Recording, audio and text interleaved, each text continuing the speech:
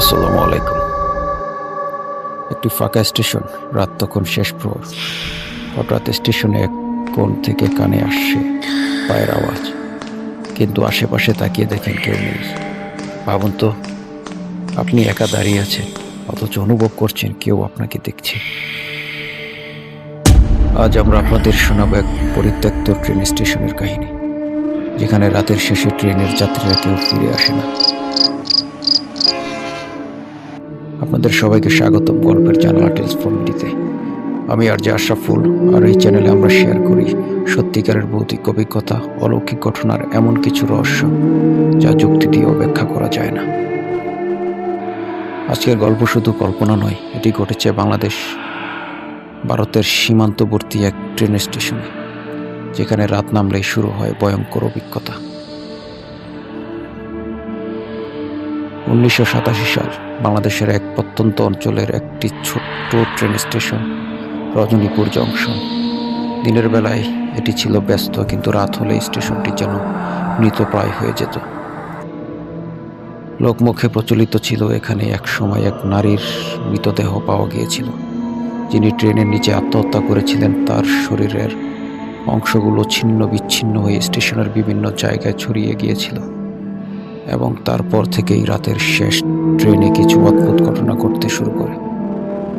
তবে সবচেয়ে ভয়ঙ্কর ঘটনা ঘটে 2010 সালে। রাত 1:45, ঢাকা থেকে ছেড়ে আসা রাতের শেষ ট্রেন এসে থামে রজনীপুর জংশনে। ট্রেনের মধ্যে মাত্র 3 জন যাত্রী ছিল। তাদের মধ্যে একজন ছিলেন এক ব্যবসায়ী, যিনি কুমিল্লা থেকে চট্টগ্রাম যাচ্ছিলেন। স্টেশনটি ছিল একেবারে ফাঁকা, চারপাশ নিস্তব্ধ। হঠাৎ ব্যবসায়ী লক্ষ্য করল প্ল্যাটফর্মের এক কোণে একটি সাদা শাড়ি পরা নারী দাঁড়িয়ে আছে। তার মুখটা কিছুটা ঢেকেছিল, চুল এলোমেলো।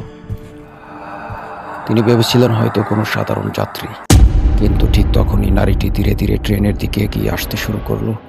তার পা মাটিতে ছিল না, সে যেন শূন্যে ভাসছিল। ব্যবসায়ী আতঙ্কে জানালা দিয়ে তাকিয়ে দেখলেন ট্রেনের পাশে দাঁড়িয়ে থাকা একজন রেলওয়ে কর্মচারী হঠাৎ ভয়ে চিৎকার করে উঠল, ওই নারীকে দেখো না, চোখে চোখ পড়লে তুমি আর বাঁচবে না। কিন্তু ততক্ষণে দেরি হয়ে গিয়েছিল। নারীর মাথাটি ধীরে ধীরে উল্টে গিয়ে সম্পূর্ণ উল্টো হয়ে গেল, আর তার চোখ দুটি ছিল ফাঁকা, গভীর কালো গর্তের মতো। সে ধীরে ধীরে ট্রেনের দিকে হাত বাড়াচ্ছিল। ঠিক তখনই হুইসেল বাজিয়ে ট্রেন চলতে শুরু করলো। সেই ব্যবসায়ী ভয়ে চোখ বন্ধ করে ফেললেন।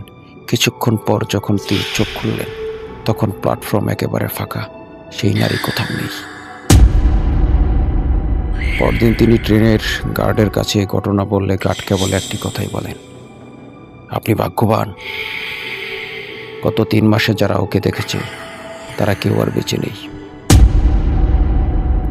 সত্যিই কি এটি ছিল কোনো অতৃপ্ত আত্মা, নাকি রাতের অন্ধকারে দৃষ্টিভ্রমের শিকার হয়েছিলেন ব্যবসায়ী? কিন্তু আশ্চর্যজনকভাবে রজনীপুর স্টেশনের শেষ ট্রেনটি অনেকবার রহস্যজনকভাবে দুর্ঘটনার শিকার হয়েছে। প্রত্যেকবার কেউ না কেউ প্রাণ হারিয়েছে। আপনার মতামত জানাতে ভুলবেন না কমেন্টসে।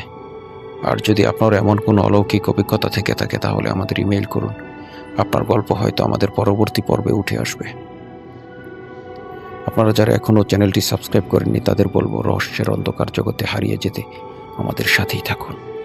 লাইক, কমেন্টস আর শেয়ার করুন, কারণ সামনে আরও ভয়ঙ্কর গল্প অপেক্ষা করছে। তো আর দেরি কেন, চলুন খুলে দেই গল্পের জানালা।